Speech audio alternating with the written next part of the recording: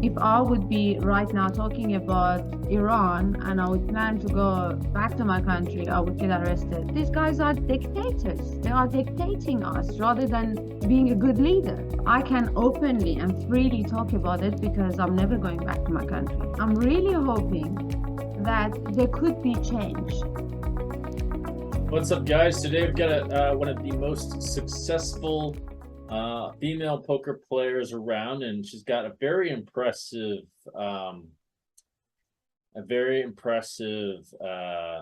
career, not just in poker, but she's a serial entrepreneur. She's got a property portfolio. So she's a self-taught magician, Miss Global Fitness 2016.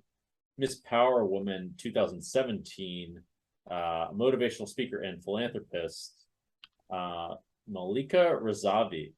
Thank you for coming on. Hello to all the audience, and thank you for having me. Yeah, no problem.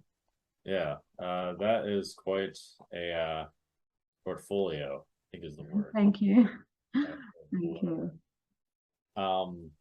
So, where did your career actually begin? Was it with poker or was it with something else? Or I know you were born in Iran and you're Iranian-South African, which is a very interesting mix. So yeah, tell me a bit about how your career began, because I know that poker and gambling are banned there, so that might have caused, a couple issues. Yeah, so how did this all start? So going back in time, if I have to think how everything has started was from my mother moving out of Iran. She basically decided that she's gonna leave the country and come to South Africa. Back in the days in Iran, it was so, how can I explain? Getting a divorce, it was like almost forbidden. Like if you get a divorce, then no one wants to look at you again. Even your family would disown you sometimes. So my mom made that decision, and she divorced my dad. She came to South Africa. Um, and after 6 years, I moved to South Africa. I think that's where my path started. My life actually started after moving from Iran. As a woman in Iran, you are not allowed to do so many things. So I don't think if I was back in Iran, I would have the same life as I have right now. I always loved playing with cards. Always did magic, small little tricks with family and friends. Always played with cards and played poker first time when I was 9 years old, back in Iran with a group of my mom's friends. Obviously it was, they taught me how to play poker. And when I was 16, in South Africa, I started playing home games with my friends. And I obviously realized how much passion I have for this game and how much I love this game. I started traveling the world and performing magic first. And at some point, I realized, you know what? I put everything behind me and I started pursuing poker. Okay. Wait, so you started out as like a traveling magician. I performed for events and functions. Oh, okay. I don't know how much money there is in that, but that's kind of a cool job. I remember you actually showed me a magic trick, or showed the group a magic trick in Montenegro, I think, if that's correct. Yes, yes. Yeah. It's not every day you see that. Hard to forget. Yes, I did that. I love seeing people's reaction. One of the things that, firstly is challenging, and I always, loved watching people's reaction. I created many magic myself, and that's what get me going. Just looking at how they react, especially as a woman when you're performing for people, they always think at the beginning, oh, okay, when you say you're a magician, they're like, okay, well, she could be good. Oh, she's not, or she could be a disaster. But when you perform, they go like, wow, they don't know how to react. So that's the best part of it. Yeah. I've been dabbling with it myself. I don't know much at all. I don't know anything actually, but it's kind of funny to perform the magic tricks, and yeah, like you said, like the reactions. I can see how the reactions are really something to that are worth the effort. I can't think of any other way. I like the spice to all that. It's very spicy path. I can't think of any other way to put it. It's fun. So how do you switch from that to poker? That seems like a really big switch. Like when I'm thinking of how to be a successful poker player, well, I don't know. I could see how there's some crossover to that in Magic, but I'm not good enough in Magic to really say. It seems like a bit of a twist. How'd you manage to do that? So both of them basically is cards, as I said. In my mind, I'm playing with cards. I love poker. I was playing home games with my friends. Obviously, when starting it off, I was so bad. I just knew the rules, and I was just like trying to win. I didn't have the knowledge that I have to study about poker, that there is something called a studying, just um, I learned when I was 9 years old, just knew it. And people here, some of my friends, they never studied, they were just playing at home with their friends. When I got into it and I realized actually there is a studying behind it, I got more interested. Um, and it took off from there. It was just something. I mean, I until today, even my biggest passion in life is poker. Yes, I do businesses on the side, I travel, I do many different things, but my number one thing is poker. I never get tired of it. I'm always playing. Even when I travel, I play live events, the tournament, and after tournament, I'm jumping into the cash game playing. I just don't give up. Oh, it suits traveling pretty well. Are you traveling like the WPTs and these circuits and stuff? Because there's all kinds of events everywhere. And presume there are events in South Africa too. There's probably a couple in the Middle East as well. I mean, obviously not Iraq, unless there's some secrets there, or I don't know. But are you traveling to all those events as well? Yes, I mean, I go to EPTs, and I was in Cyprus recently, and Triton was there, and that was my first event that I played. I think I saw you there too. You were playing the same event. You were wearing different type of outfits, which I really find interesting. So I played my first Triton event this year, actually in Cyprus, which I really loved. I figured out, like this event is something amazing. I haven't seen something like that before in all different, tournaments that I have been to and all the events that I have been to. It was really amazing. So yes, I do travel and play live events. Okay. I was just thinking of like some of the smaller events, especially. There's a bunch of smaller events that are just scattered throughout everywhere, basically. Uh, thought maybe that. I used to play some of the events in South Africa. Actually, many people don't know about this, but the events in South Africa is very good. Very good. So, and they have a buy-in up to $10,000, which is a high stake. And so many people don't know about it. And so many people don't know about South Africa. When you talk about South Africa, people are like, South Africa, why are you living there? I'm like, do you Google? Do you even like do you understand the world? Do you travel? So South Africa is one of the most beautiful. I don't know if you've been to South Africa or not. It's one of the most beautiful countries. I've been there. I've actually lived there for a couple months, and I played an eight. What is it? WPT Alpha 8 there. Okay, in Johannesburg. Yeah, Yes, okay. So you haven't been to Cape Town. yeah. I lived there for a couple months. In Cape Town. Wow, that's amazing. So you know what I'm talking about, and I'm Yeah, talking about how beautiful the country is. yeah. And so there is events, there is a small events that's happening in South Africa, which is really good. So if viewers are viewing this and they want to visit South Africa, they can combine poker and visiting South Africa would be great. All right, cool. Yeah. I imagine it's bigger now. I remember that it's been around for many years, and I do remember. I can also affirm that South Africa is very beautiful, not just Cape Town. The only thing is it's a little hard to get to. That was why I actually moved away.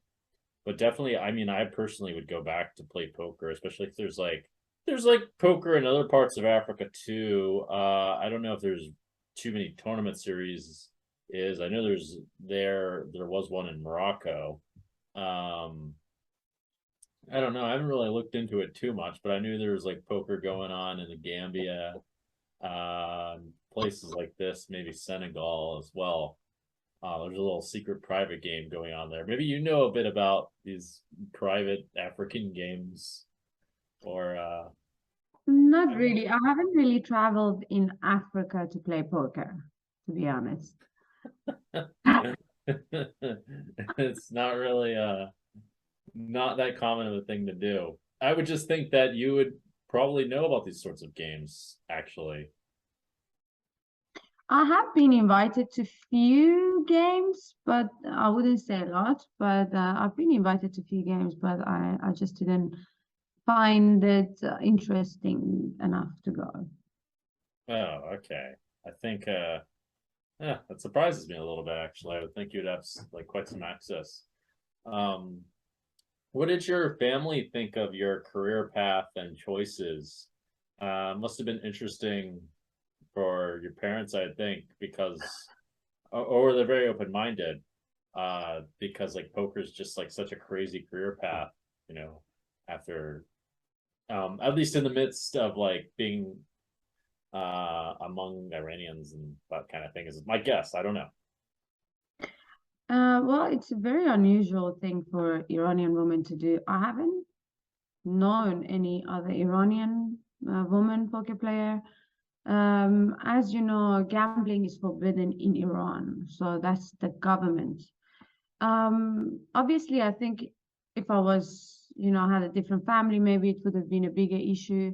My mother, she's very liberal. She studied metaphysics. She's very open-minded. She's very spiritual. She was my biggest supporter all the way. Really? Um, Yes, so it's very odd for Iranian mother to be supportive as for for such a thing as their daughter. They want always their daughter to be a doctor or lawyer. That's the path that all the family wants their kids to go, basically. Yeah. Um, I chose this. This is very like interesting. I always said to myself, I don't want to be a follower. I want to be a leader. Since I was young, I was always seeing myself as a leader. I never followed what everybody told me. I was always very different. Back in Iran, I was in a theater. I was doing kung fu. I was playing volleyball. It was All very right. different for a woman to be doing all of that. At back in that time, going to a theater, it was like a no-no for a family to let their young daughters to go to a theater mixed with men. Um, so it was, I always just pushed through and did what I wanted to do. And I always said, I am going to do something that I don't have to wake up in a specific time in the morning because I'm not a morning person and I'm very open about it. So I have to wake up in the morning, have to go to work for somebody else. You know, and poker was when I got obviously introduced to poker more and more and more. I realized this is my biggest passion. I can actually sleep late, have my own time when I want to play the poker. I play it whenever I want to. It worked with who I was basically. It matched me so perfectly with my personality. I like challenges. I like to always win at everything that I do. So it was the best thing that I ever chose for myself and my family. I can't say my entire family, but my mother and my brothers was, supportive with that. Well, it's great that you had a supportive family members, and yeah, especially it does sound very unique in Iran, especially very fortunate. Being a Uh, magician, yes, also that. Um, that's sort of why I chose it myself, although I wasn't as ambitious as you were. At least at first. I mean, as it so happens, in fact, I started to become interested in many similar things that you are doing, such as kung fu, in fact. But maybe I'll ask where that interest came from in a second. My question that I have in mind for you is, how are you? Because poker gives you all this freedom. If you're going to do all these things, I presume you have to find some kind of way to organize them, because you're not only doing, well, it doesn't, I don't know if you're still doing something like kung fu or volleyball now, but if you're going to like give speeches and also become a serial entrepreneur and things like that, you have to have some level of organization. Um, and also that's like quite a lot to balance around, especially while traveling. So I'm curious how you're managing to do that. It's a very good question. So when I say I'm not a morning person and I want to do whatever I want to do with my time, it's true that what you said, it's very difficult to organize and put everything in one place. It took me some time to be able to manage it, but I'm managing it completely perfectly. So I'm very happy with what I do. It's it is difficult to be, for me, it was difficult to fall into the pattern, but when I did, it just worked out for me. What do you mean the pattern? Is there like some level of routine or structure to how you live, or is it okay? You want Yes, to talk yes. about that? So, I exercise regularly. I do my business meetings and everything. So I manage to fit everything for the times that I'm comfortable with. It's not that I have to.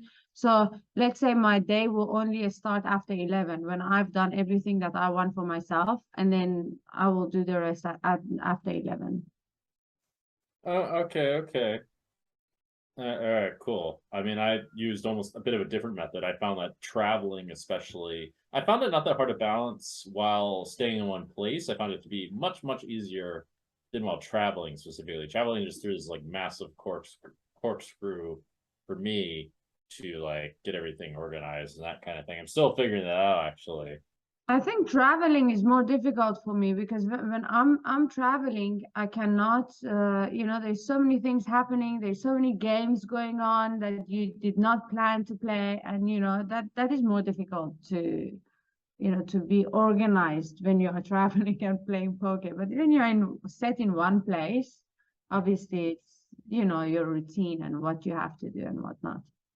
Okay, okay. So we can both at least agree traveling is tough. I personally had assistants help and manage my schedule and things like that, because it was just like and then just find ways of like getting everything working together and using some creative scheduling to a degree, but I'm still getting used to it myself. I want to, well, let me, can you catch me up to speed? What exactly are you working on now? Because you were doing, sounds like when you were younger, at least you were doing volleyball and kung fu. You were self-taught magician. I don't know. Are you still doing gigs for magician as being a magician? I know you're also a qualified personal trainer. Um, seems like quite a lot of effort as well. You're going to the gym too. Uh, that's like a good daily habit. Are you also still managing businesses and managing your own properties? Are you still competing in beauty pageants and that kind of thing? So with volleyball and kung fu, volleyball I play sometimes. So no, I don't really follow that anymore. With personal training, I studied the sports science because I wanted to do something for myself and have that knowledge. So I Mm-hmm. never worked as a personal trainer. I have the knowledge and I wanted to study that. Okay. I do exercise regularly. With the property, yes, that's what I'm pursuing more at the moment in South Africa. Oh, okay. That's what I'm busy with. Yes. Oh, okay, okay. Yeah, there may be quite some money in that too. Um, is there any story around the beauty pageants that you Beauty participated in? pageants, I started obviously in 2016. My first beauty pageant was Miss Global, where I won the Miss Global Fitness. Obviously, I was exercising I was exercising about 5 hours every day at that Whoa. time, which was it was quite intense. Um, so I pursued the beauty pageant thing, and in 2017, I was announced Miss Power Woman World, which took place in Punta Cana between 33 different countries. Women gathered around, and we did that. Um, I was playing poker at that time, and I found pageant to be too much for me, too much of an effort, and I didn't enjoy what was going on behind the scene in the pageants, to be honest. So that's why I just decided not to do it anymore. Oh, okay. Yeah, I think I know what you mean. I didn't really think of that, but at least you got a couple. You won a couple, so congratulations. Um, Thank you. As I said, I'm very competitive. Um, I always like to win. So if I do something in my life, I will try to do it in the best of my ability to make it perfect. So I've done like two of the pageants that I've done, I won. But as I said, it was a very different path than I'm very spiritual. So it was not in I was not in tune with it. It was not good for my energy. So that's why I left. sure, sure, it makes a lot of sense. Yeah, it's too bad. It feels like it shouldn't be that way. Um, I had no idea it's like 5 hours of exercise daily and that kind of thing. I didn't realize it was like that much work. Uh, I mean, I guess being beautiful is tough, a lot of work. You gotta we gotta be in top shape and have the perfect makeup and have the perfect posture or whatever. Is that right? I guess so, yes. You're talking about the pageant, correct? Yes. Being part of the pageant. Yes, you must look at what you eat and exercise. I didn't exercise 5 hours a day, by the way, to go to the pageant. I was Oh. doing it just because I was obsessed with exercising. I was just exercising Oh. every day. That was my routine. Yes, that was a routine for me. But when I say it was not for me, I'm not saying like because of how I had to look or because of, it's just a vibe that is there. It's just with the vibe that it creates between women, Oh. that jealousy vibe that creates between the women and how they go on about it behind the scene. It's not what you see, like, chocolate and roses and how everyone looks so beautiful. What's going on behind there is completely different than, I mean, I talk about it, maybe I get criticized why I'm talking about this, and people might not be happy that I'm saying this, but it's a lot different what's going on in the background. Yeah, I mean, if it's like anything remotely similar to the entertainment business in Hollywood and these kinds of places, I can imagine like it's just never, you only see the pretty side of things, I guess. If that's a good Exactly. comparison. Okay. And I like, my peace. I like to always have peace. And, I don't like dramas. So I'd always try to tend like to move away from dramas wherever there is a drama. I don't want to be involved. So it was not good for me. So, I mean, I'm not against it. As many girls, they love doing it and good luck to them, but it was not for me. Okay. Peace sounds pretty good to me. That's it. So let's talk about seems like championing women and empowering them in South Africa and throughout the world is very important to you. Speaking of which, there's this current thing going on in Iran. Well, I've seen you post quite a bit on Instagram about that. Are you taking a more active role than that? What's the importance of that to you? So, going to Iran, it's a very, big topic. I can openly and freely talk about it because I'm never going back to my country, as I mentioned that before. If I would be right now talking about Iran and I would plan to go back to my country, I would get arrested and you wouldn't know again, or you might never hear, you wouldn't hear from me again. That is the Iranian government. Um, I talk about it openly and I motivate a lot of women because I came from that country. I was raised in that country, so I know what women are going through. And I decided to be the voice. Now that I have the platform, now that I can show the world what's going on in Iran, I am doing the best as I can. Right now, as you know, there's a lot of protest against the Islamic Republic of Iran for 44 years now. The dictators of Iranian regimes are dictating people. If you're a woman in Iran, you're not allowed to ride a bicycle. You're not allowed to ride motorbike. You're not allowed to go to the stadium. You are not allowed to sing. Hmm. Basically, you're not allowed to live. Yeah, So they have a morality police is standing on the side of the road. Can you imagine, as a woman, you're walking on a street, you're fully covered, and you're wearing a red lipstick, and they tell you, well, your makeup is too much and you have to remove it right now. And they take you to the morality police where they're based, and then they have these classes. They take you from the street and they take you to these classes oh geez, for 2 hours, and you get beaten up, you get disrespected in front of everybody.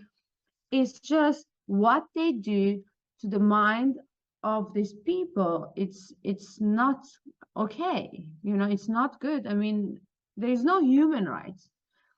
And about 40 days ago, today is exactly 40 days that Mahsa Amini, the 22-year-old Iranian girl with her family, was visiting Tehran, and the morality police arrested her in front of her brother.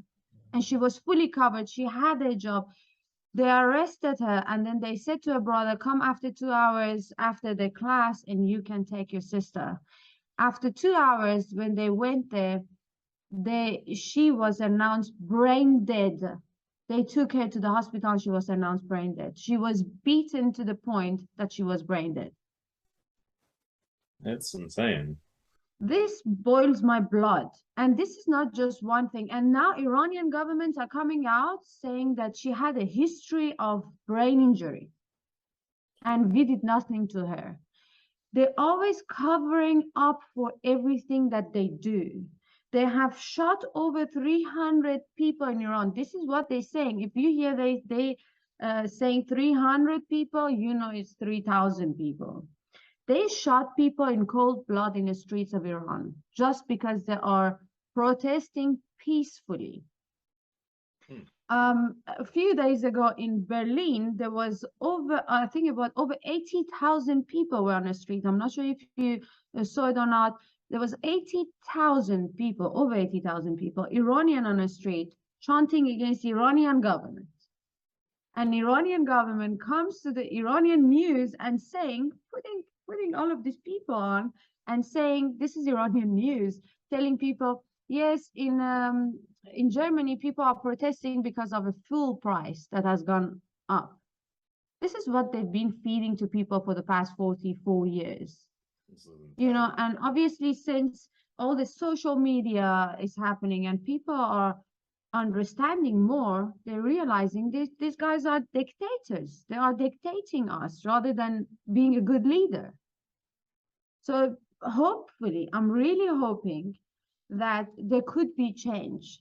They are killing kids. They have gone to the a school, the primary schools, and they have beaten kids just because they're chanting against the government. There was a kid, I think it was a 12-year-old girl. Last week, she died due to the police beating her inside the school where the kids have to be safe. And she died due to internal bleeding. I mean, can you imagine we living in the 21st century and the morality police, they go to the school and they beat kids and they kill them? This is pretty horrible. This does explain why there's these intense revolts and all these kinds of things. I mean, We I have knew like so much something. anger. You know, there is no more emotion. We just have so much anger. In Iran, people are angry. But as soon as they go to the street, they kill them. They shot them to death. They you know, It's sad to say, they arrest these teenagers, the girls, 18-year-old, they rape them. There was a girl that she was arrested for 8 days, and she was murdered by the morality police, by the Iranian government.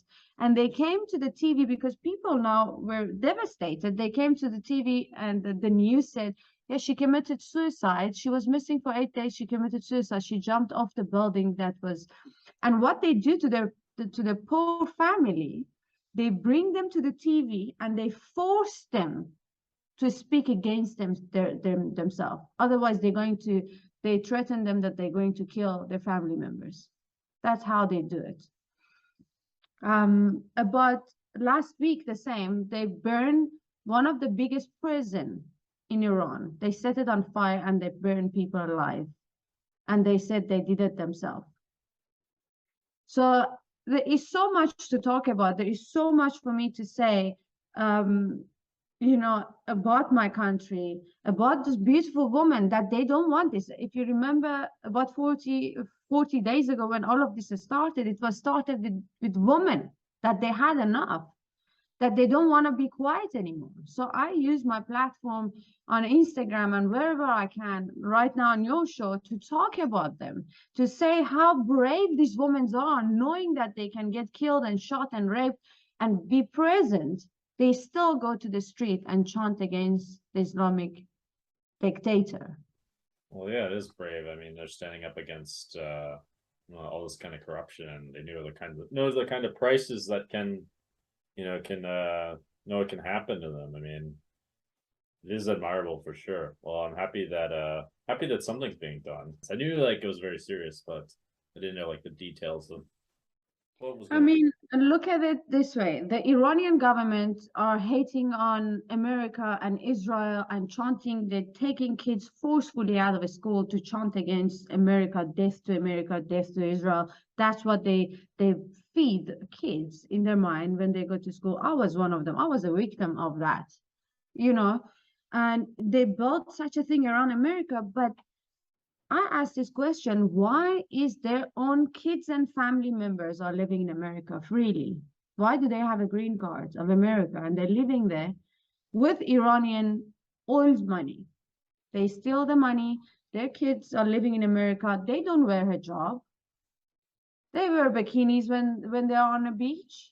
They are living fine. But when it comes to their own people, the same government that's sitting up there and their kids are living in another country, they shoot and kill other people's family members just because of the hair is showing. If that is not dictatorship, then what is? Yeah, that is beyond insane, obviously. It's sad. I mean, I was having this conversation the other day with my friend.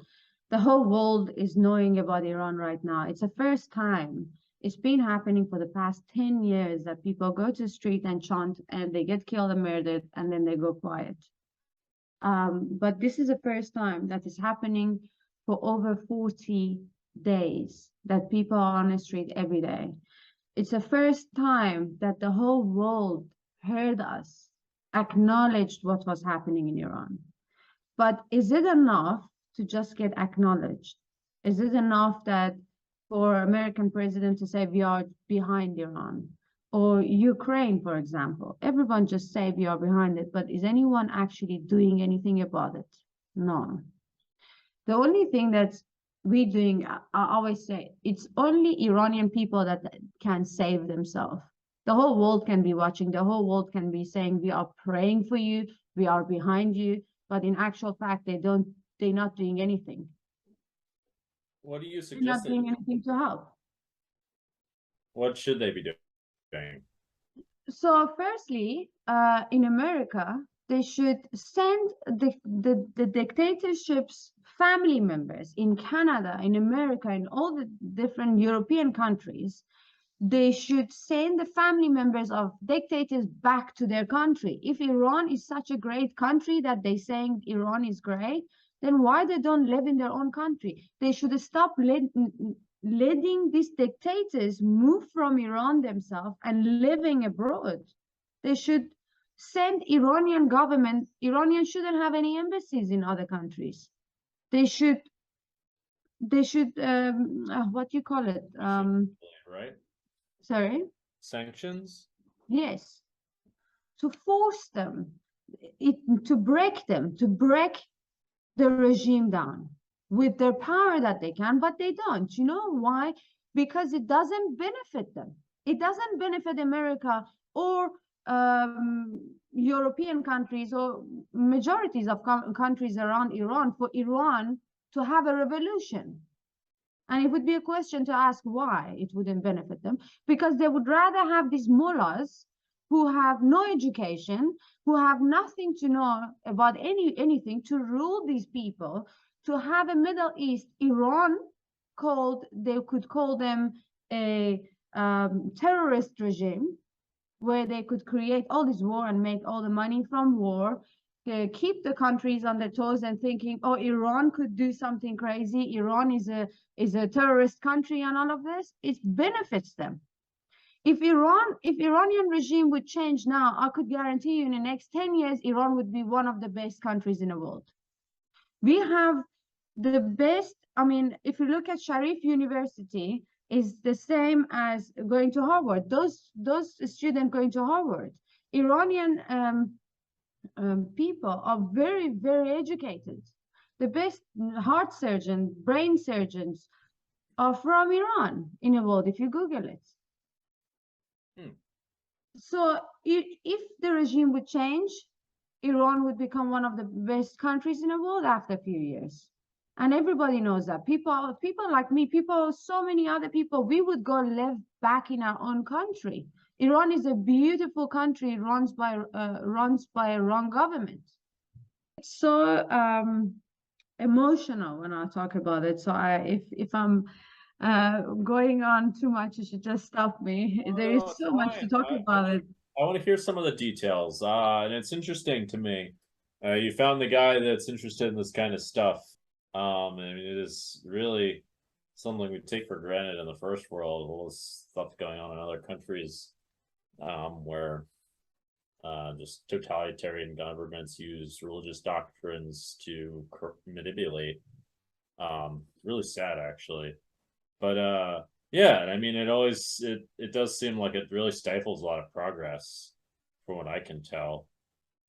And I don't believe in that kind of stuff, so I'm happy to hear about it. I mean, that's kind of why I made this whole channel, was to talk about, was hopefully to help create some kind of social change. It's a little bit complicated. Definitely the idea of sanctions. I mean, it is kind of pathetic for people. I mean, I personally hate when people in, countries are just bigger groups of people, basically. They say one thing and then they don't follow through with it. Like, the follow through matters like 10 times more than the words. And yeah, sanctions I would have thought would be like the first thing to be done. But I was curious because I didn't know what to do. Sanctions is a very common thing that countries use to punish other countries. It's what we're doing to Russia. But yeah, continue. I must just correct myself when I say, like, when I said they're not doing anything about it, I didn't mean people. I mean the government. The people are, we appreciate there are so many people take time, singers, actors, talked about Iran, which obviously brings awareness. That helps to bring awareness, but the governments from other countries talking about it and saying we are standing with the women of Iran, we are standing behind the people of Iran. Just by talking, nothing is going to be solved. Action make change. Action speaks louder than what you say. So I'm all about that. If they would do that, it would put pressure, major pressure in the family members, because if they don't have anywhere to go, if they don't have escape, I mean, it can make a big difference. Right now, they I don't know what they take the Ali Dai. It's the one of the best soccer players. He was one of the best soccer players in the world.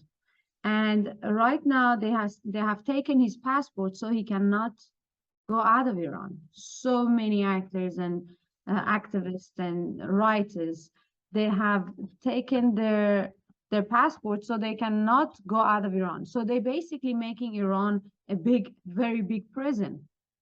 Why are you not letting people out? So you know you have made hell in the country. That's why you don't want to punish them. You don't let the people out of your country.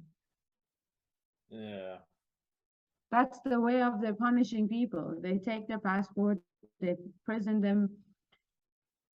It kind of like sounds like they're kind of like hanging themselves, or I don't know what the saying is, like kind of dragging the people with them because they're For panicking. 44 years, that's what they've been doing. Yeah. And as I said, more and more, our generation uh, was in between the generation now and the one before. The one before created the revolution. I don't know why. We always have this question, why people went against the Shah of Iran. And, you know, it's all politics. It's all politics. Well, that's too bad. Is there anything else that can be done besides raise awareness and hope that governments listen and take uh and like create sanctions? I think that's the only thing that they can do right now. Obviously, not creating wars, no, but the only thing that people can do right now in Iran, it's them who can save themselves. It's them that can go against the government and speak for themselves. Nobody else can help you, even as an individual. Nobody can ever help you but yourself. If you have the right mindset, if you know that you are being ruled by a dictatorship, and if you accept to take it and you accept to live by it, this is the result. They shot a woman dead while she was driving. She was not even in a protest. She was driving. Hmm. So you're not going to be safe. If you're sitting at home and you're not doing anything about it and you're hoping that other people are going to do something for you, there's never going to be any change. So the hope, but my hope is the people of Iran to be together, to stand together, and to fight together. Okay. Well, I hope that something good happens with it. I hope somehow this gets resolved in some kind of good way. I feel like I'm kind of curious actually. I've started to look at more at history, and I've been interested partly for this reason. I'm always curious of how these sorts of situations do resolve themselves. Um, I mean, I imagine, as you were saying, it was something that was like in the making for a while. I it and I remember also I've read in the past a bit about Iran. It does seem like, there's been at least it seems like there's been a few ages where Iran was one of the most the most advanced civilization in the world, or was a very powerful civilization. I mean, history is very interesting actually if you look at it. It's sort of like looking at the hand histories of poker, but it's actually more interesting as I found. There's no way to like, history tends to repeat itself. But yeah, it seems like before any real change happens, there tends to be some kind of like revolts, looking at similar sorts of situations. But at least that means, it at least suggests that there'll be a positive outcome to all this. I don't really know. That's me just guessing. What are your thoughts? So, as you said, back in the days when the Shah of Iran was in Iran, Iran was one of the very advanced countries. People wanted to go to Iran for holidays. Our passport was, in the top numbers in the world, and um, that's why I say Iran and Iranian people have the potential to be on top. And that's why I say that if the revolution happened within a few years, Iran will be one of the advanced countries. Obviously, a leader, as Iranian, he's an Iranian leader. Khamenei is the Iranian leader. Khomeini was the guy who came to Iran and made the revolution. He never been to a cinema. He never went to a park. He never educated. He had no education. He had nothing to know, and he came to lead a country. Yeah, For forget. someone so uneducated to lead a country, you can just imagine what can happen. For 44 years, there is nothing but devastation, nothing but ruining a country, nothing, there is nothing they have done but ruining a country. Was it nepotism that got him involved? That got him elected, or just some kind of like Um, military coup, or what was it? he was living in France. Khamenei, he never been anywhere but to France. He was living in, that's the only thing he has done, being on a plane. That's honestly, this is what this has been done, just being on a plane coming. So to me, and what I understand is that this was planned. This was a plan beyond our understanding with different governments. I don't want to really go into the details. Um, you Uh, know, in different countries, they had planned this because the king of Iran, he was very powerful. He was a very powerful man, and many countries did not like this. They wanted him out. So for in order for them to get him out, excuse me, they had to come with a master plan, and they did a great job. I mean, I must say they did a great job ruining a country. But now people want their life back. And a lot of people would say, well, it wasn't any country that wanted the change. It was the people of Iran wanted the change. Yes, it was the people of Iran being brainwashed that they wanted the change. well, that's, yeah, it's too bad. Sometimes these kinds of the media can be used in these crazy ways. Like it sounds like what happened. I mean, this is just from my understanding. I guess other governments somehow were able to manipulate the public into electing someone who they could control, that didn't have a clue, didn't care, that kind of thing. But the thing is, it backfired because they thought they could control, but it went out of control, and the Islamic Republic became so powerful in Iran. They were not supposed to be leaders for this long. They just wanted the Shah to be out of Iran. So it went out of control. The Islamic Republic got power. They put compulsory hijab. Iranian women, they never had hijab when the Shah was there. We were, we were like European countries. We had nightclubs. Alcohol was legal in the country. They had free education. So why people in a country that would go against a Shah of Iran? They had free education, hospitals free, everything for them was there. Why they did that? No one can really answer it. No one has. And when we ask people, to the grandparents or people that we know, were you one of those people on the street that always say no? So no one accepts that they actually created the revolution because they know they messed up. This whole situation sounds super frustrating. Yes, it is. It is. And many people, they didn't know about Iran because as you and even you made a mistake, like Iran and Iraq, they so many people think it's very similar, yet they are very different. We are very different than any Middle Eastern countries around us.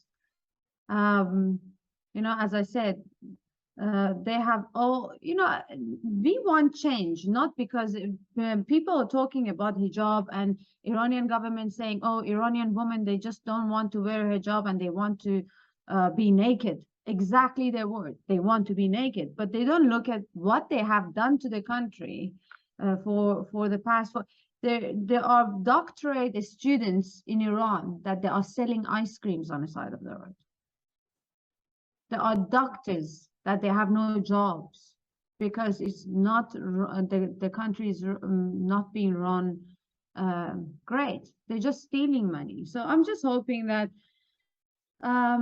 it can change. I don't want to like go over about the same thing that I'm talking about. I'm just hoping for change. I'm just hoping that people just wake up and stand together. But in my mind, it's like kind of similar. Doing the right thing and playing poker might be like making the right decision in poker, and justice might be similar in the sense of like, if you do the right thing, maybe it pays off for you in like some kind of like hypothetical future, whereas it's kind of similar in poker where you don't really know if you're really going to get paid, and you like think you made the right choice, but you don't know when it's going to happen, and then just have to believe, if that makes sense.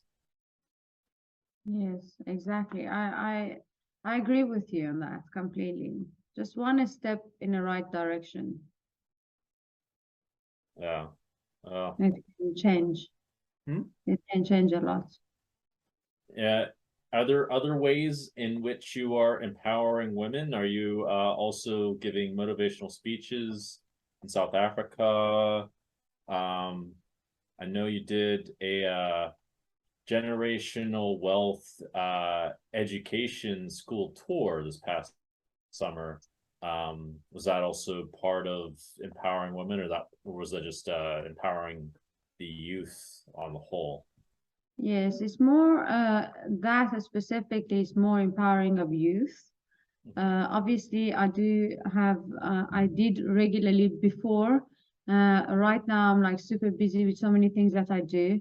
Before, I did a lot of motivational speaking for women, especially, and at the same time for youth in the universities and colleges in South Africa.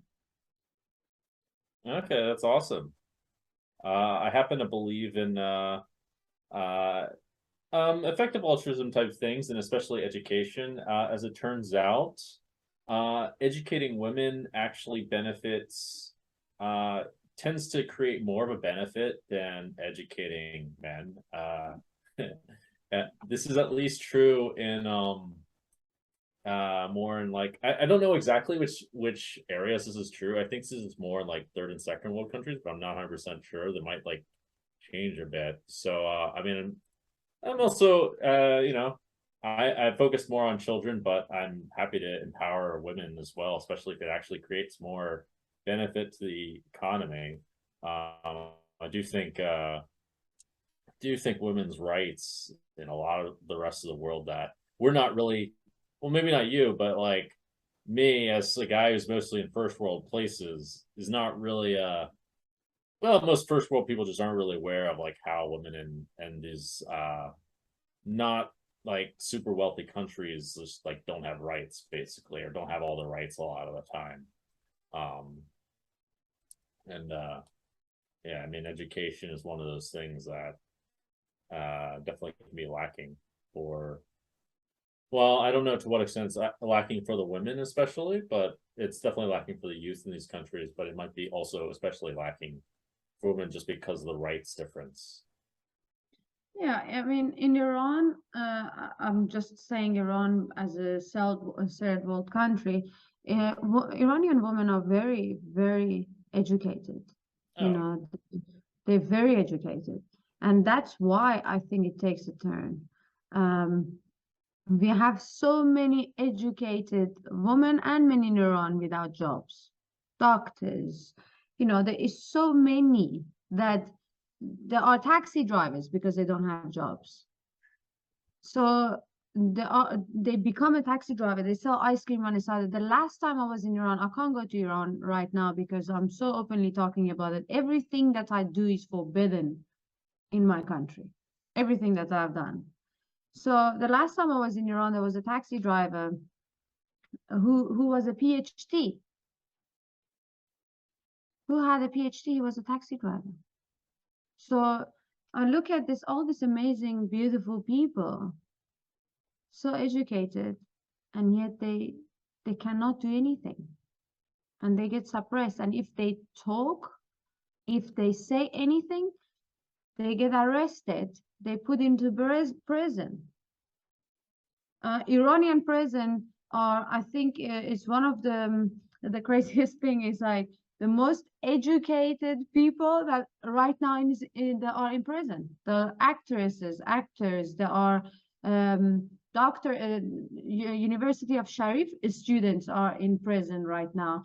You know, it's insane that the killers and the killers are actually standing outside shooting people, and they are the ones that hopeless, educated people are in prison. What do we expect to happen in a country when it rules by uneducated governments? That's what I was thinking. This doesn't seem like a great long-term situation. It's bad. Wow. And I hope it resolves soon. Well, I really do. yeah, I really am. Well, I really do hope that it can resolve soon because Iranian people, they love poker. And I wanted to say, Iranian people in Iran, they find ways always to play poker and they travel, outside of Iran to be able to play poker. They love poker. That's so funny. I didn't even think of that potential. Well, I guess that's another added benefit. The Iranian poker boom post revolution. Yes. Yes, definitely. I think it would become a hot spot for traveling. If the revolution would happen, I would see that part of the world like Cyprus. Iran would have definitely creates a lot of casinos. They're like biggest gamblers and poker players are in Iran. I mean, Antonio Spandiari is he's Iranian originally. Hossein and Son, he's Iranian originally. Who? Hossein and Son. I don't know him, but I do. He's the winner of WSOP main event 2 years ago. Oh, okay. Yeah, I don't usually know the winners. There's a bit of a Persian scene in LA. There's a few people that are actually, come to think of it, I do know a chess champion who plays poker, who's female, that is in LA, and I know like there's a few people that are like kind of interested in that sort of thing, and that are actors and producers and in LA, and that maybe they're like maybe they're following all the news and supporting things. I think one's like quite a well-known comedian, this guy Max. Max Amini.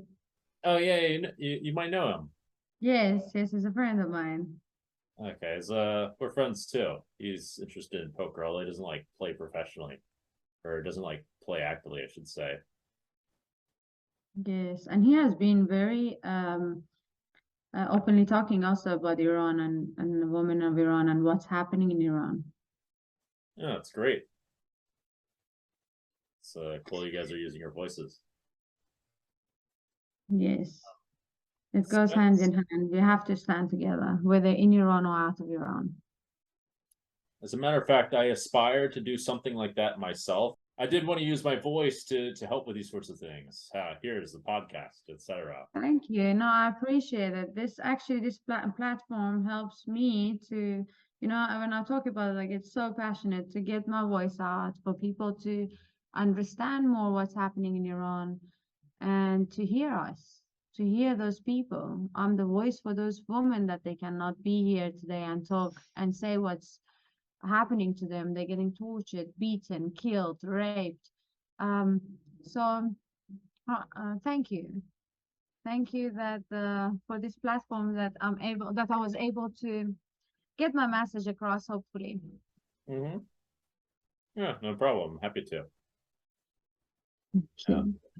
I wonder if I kind of hope the people of poker will see the parallel between, like, to me, there's, and I wanted to talk about this because it's not that obvious. There's a parallel between making the right decision in poker for the sake of EV and like for some kind of desired outcome, and it's kind of similar also. I mean, I was talking about this earlier. It's similar also to the set to pursuing like justice, etc., and that sort of thing. There's at least if you look at many philosophies and the messages in religion, and if you think about things a lot, like as I tend to do, it seems, I mean, it's not really like, no one really does it like expecting a payoff, as far as I'm aware. Maybe like people expect it, like, who knows, in some kind of future, and it can be twisted as well, obviously.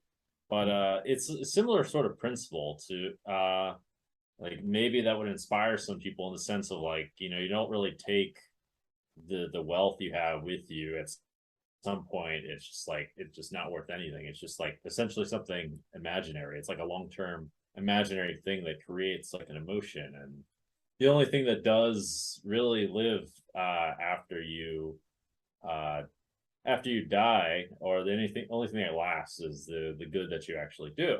Your legacy. So one thing that perhaps poker players can resonate with is the idea of like, well, you can earn all this currency, all this money and whatever, but that doesn't last forever.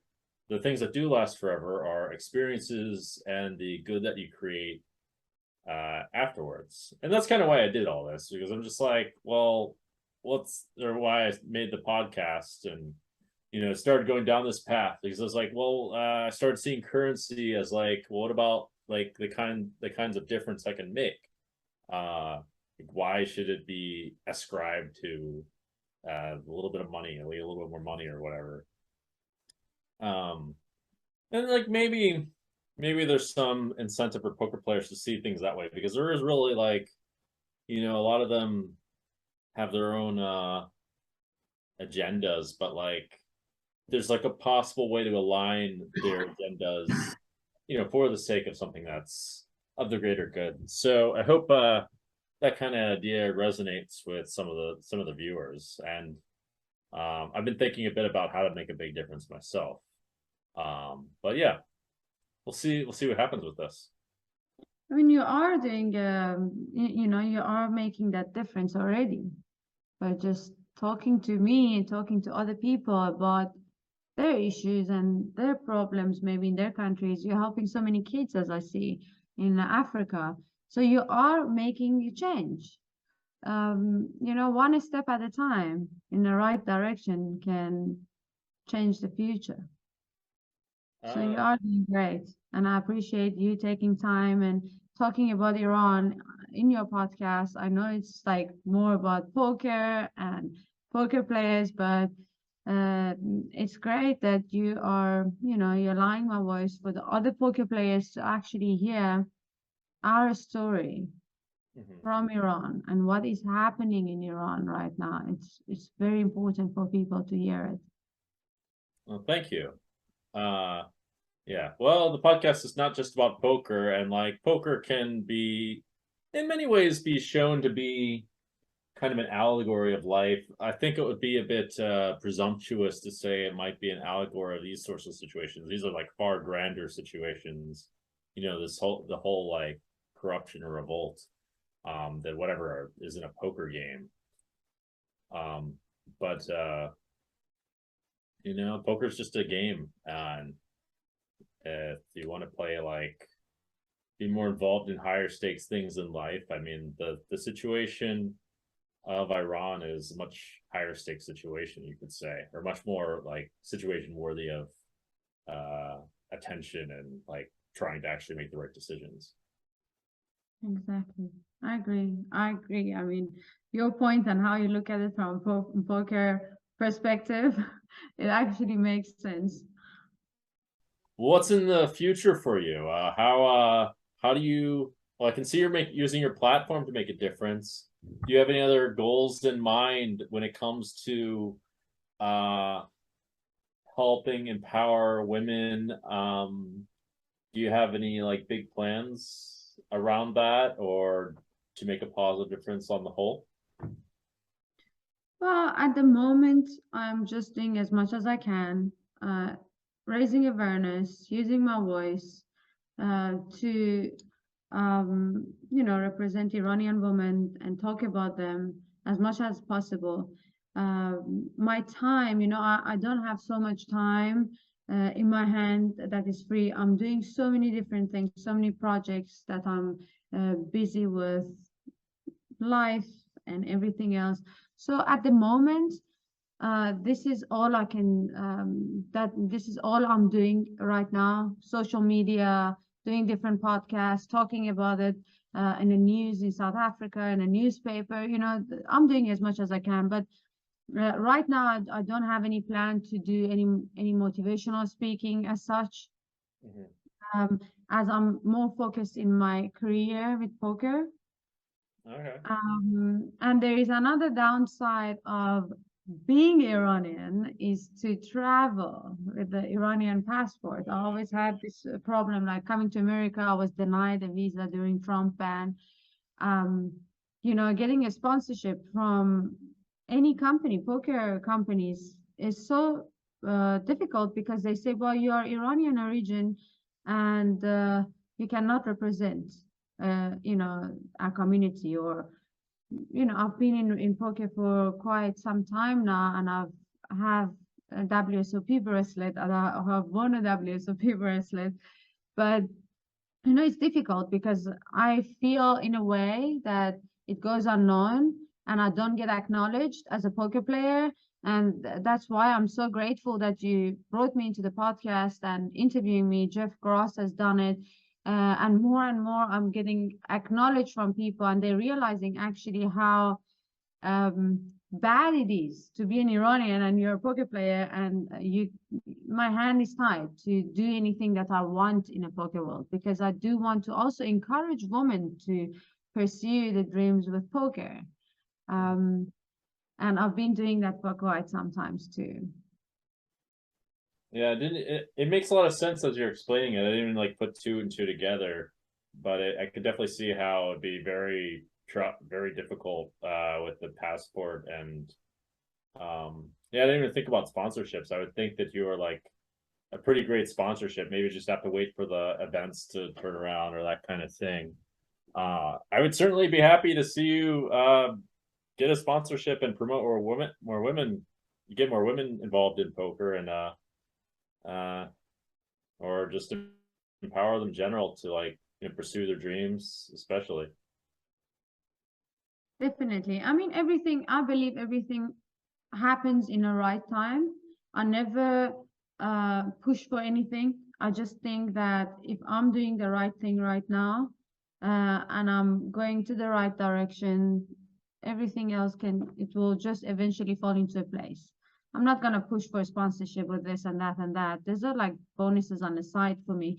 I've been playing poker, like sponsoring myself for all the big events that I play, except like the 200K. That's the first time I played. I was sponsored. So, but all the rest of the events that I play, all this high stake, I stake myself and I sponsor myself. So it would be a bonus if I get it. But I was just talking about obviously the downsides of being Iranian, as how the world separates you. Just because you're Iranian, then you cannot get a visa, easily. Then you cannot travel easily, and you cannot have this certain categories as jobs that you want to have. Well, I hope it all works out somehow.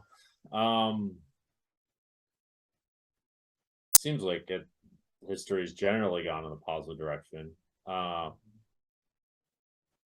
We'll say it doesn't do a whole lot of good to try to force things beyond like a solid push or so. I'm curious, I want to ask the question, is there a reason why you believe that everything will has its time and place? Or is that just how you feel about it? Well, yes, I do. This is how I feel in my life because of my own life experiences and where I come from and everything that has happened in my life. As I said, I'm very spiritual. I meditate, I manifest, and everything that I have put my thought into it has become a reality. And I know how powerful your mind is as a tool. And that's why I say, when I put my mind into something, it's gonna get there. It's just a matter of time. So this is my personal thing, my personal belief. So maybe so many will think differently. I work with the power of the mind, and whatever, I had a conversation with Jeff Gross just few weeks before I won the WSOP, and he asked me, how does it feel that you cannot come to America because of the visa issue that you had? And I said, I missed the biggest opportunity that I had. I wanted to play the World Series of Poker back in the day. That was like the biggest thing. Everyone wants a bracelet. Everyone wants to win those type of events. And I said to him, I know I'm gonna get there no matter what. Nothing is going to stop me from getting what I want. And a few weeks later, due to COVID, WSOP was held online. And I played the first event I played, I won the bracelet. So just knowing the power of your mind, putting that energy in every day, it's gonna come to you one way or another. You just must allow the universe to just believe, and allow the universe to do the work for you. Well, I hope you're right. Yeah, I think we hit a lot of good topics. I hope you're right about the whole manifesting thing, at least when it's aligned with the sake of the greater good. Or at least if, I mean, I personally think if it's not, it'll eventually crumble anyway. This is one of these, like, one of my own personal philosophical ways of looking at things. But yeah, I mean, that is kind of a spooky story. I didn't know. It's not just when I say, sorry for interrupting, it's not because I know we have less than a minute. So it's not just about saying, oh, I manifest and I let the universe bring it. No, I do what I need to do and I manifest. well, Two and two goes hand in hand. Yeah, you got to use the law, you know, how things work to make things happen. Yeah, you got to do stuff for sure. You can't just like use the magic energy. Yes, you can't just sit and hope for the best and think, okay, I'm manifesting, but it's not happening. It's not gonna happen if you just sit down and manifest. You have to put effort and energy and work towards what you want also. So yeah, thanks for being on, Melika. We gotta go, but is there anything else you'd like to talk about or promote before you go? This was very insightful to get your perspective. Well, to get it's more the perspective, but to get like more of like really what was going on in Iran and for it to be told and expressed properly. Yes, thank you so much. I think we covered a lot. I really appreciate you taking time and having me on your podcast.